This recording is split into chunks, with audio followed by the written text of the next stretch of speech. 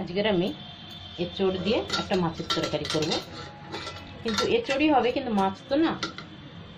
এঁচড়টাকে সেদ্ধ করে নিয়েছি, এবার এটাকে ঠান্ডা হবে। নুন আর হলুদ দিয়ে সেদ্ধ করেছি, এটাকে ঠান্ডা করে নিচ্ছি আমি। এবার আমি এদিকে জিরে আর ধনে ভেজে নেব। এখানে একটু ভাজা মশলা করে নেবো, তার জন্য গ্যাসটা অন করেছি, কড়াও গরম হয়ে গেছে। এবার আমি একটু মৌরি দিয়ে দিলাম 2 চামচ, এখানে ধনে দিয়ে দিলাম 2 চামচ, আর এখানে জিরে দিয়ে দিলাম, এটাও 1 চামচ দিয়েছি। এবার আমি এই তিনটাকে ভালো করে ভেজে নেব। তারপর শিলের মধ্যে একটু গুঁড়ো করে নেবো আমি।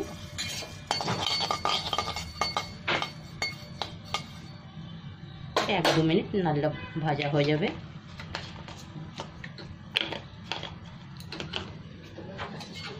এখানে জিরে ধনেটা আমার ভাজা হয়ে গেছে, মৌরিটা। এবার আমি গ্যাসটা বন্ধ করে দিলাম আর শিলের মধ্যে ঢেলে নিচ্ছি একবারে, তাহলে শিলের মধ্যেই পিষে নেবো। এবার আমি এঁচড়গুলো থালার মধ্যে ঢেলে নিলাম।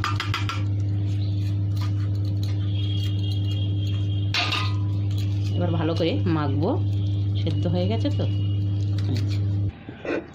এবার আমি মশলাটা পিষে নিচ্ছি ভালো করে। সেদ্ধ এঁচড়টা আমি একটু পিষে নিলাম, খুব মিহি করে না, একটু গোটা গোটাও থাকবে। হয়ে গেছে আমার পেশা এরকম। এবার আমি উঠিয়ে নিলাম। মশলাটা আগে পিষে নিয়েছি, তারপরে এই এঁচড়টা একটু পিষে নিলাম। এখানে আবার হাত দিয়ে ভালো করে মাখবো। আগে তো নুন হলুদ দিয়ে আমি সেদ্ধ করেছি, এবার অল্প একটু নুন দিলাম, একটু লঙ্কার গুঁড়ো, লাল লঙ্কার গুঁড়োটা। এবার দিয়ে দিচ্ছি 1 চামচ, মানে বেসন। এটা হচ্ছে ছোটো চামচে 3 চামচ হয়ে গেছে।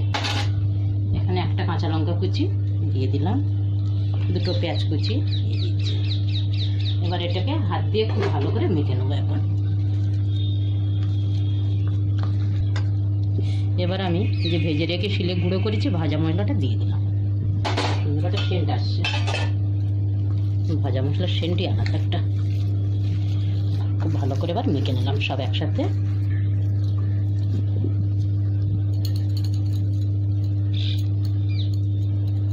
এটা ছোট ছোট মাছের মতো পিস করে নিচ্ছি আমি।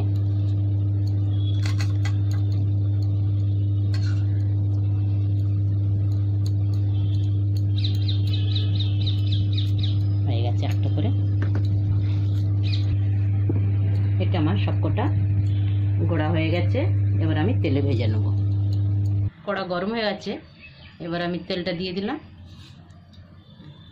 তেলটা ভালো করে গরম হবে, তারপরে ভেজে নেবো আমি। তেল আমার গরম হয়ে গেছে, এবার আমি মাছগুলো ভেজে নিচ্ছি।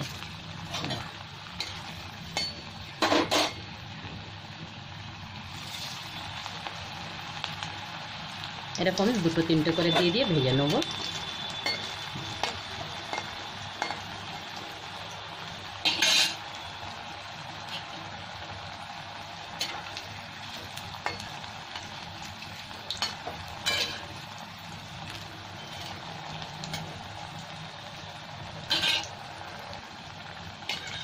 এখানে আমার ভাজা হয়ে গেছে, দেখতে লাগছে যেন মাছ এগুলো সত্যি ভাজা হয়েছে এরকমই। সব এরকম লাল লাল করে ভেজে নিলাম।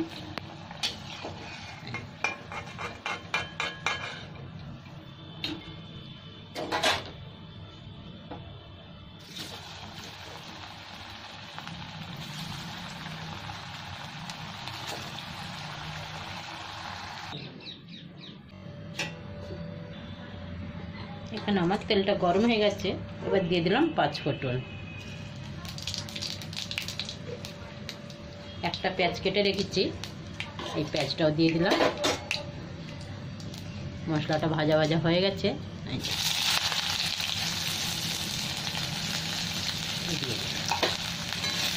এই পেঁয়াজটা একটু লাল লাল হবে, তারপর আমি আদা বাটাটা দিয়ে দেবো।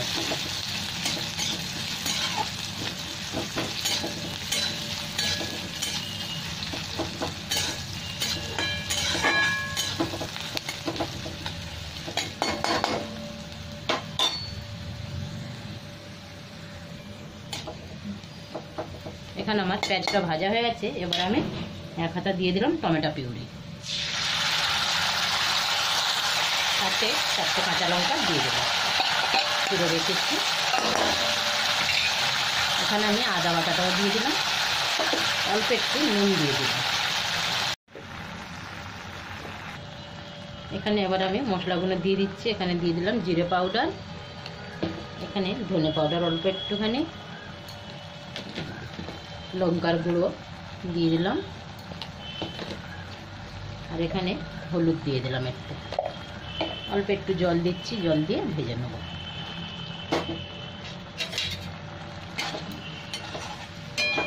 এবার ভালো করে মশলাটাকে কষে নেব, তেল ছেড়ে দিবে, তারপরে আমি জল দেব।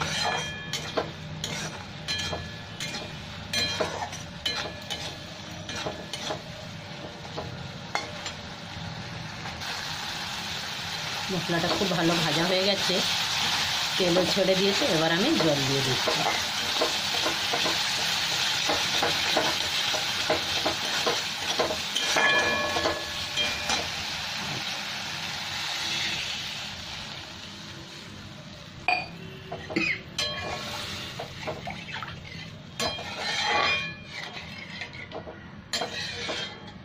এই ঝোলটা ফুটে গেলেই মাছগুলো তুলে দেব।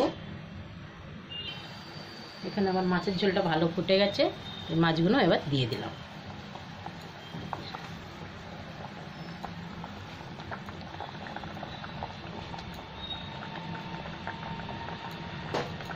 মাছে কাঁটা নেই, কিন্তু মাছের ঝোল।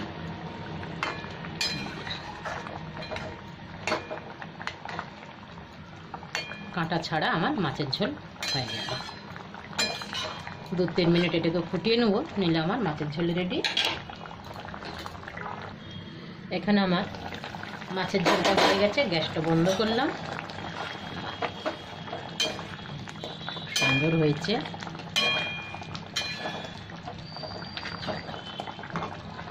আর কিছু দিতে লাগবে না এখানে।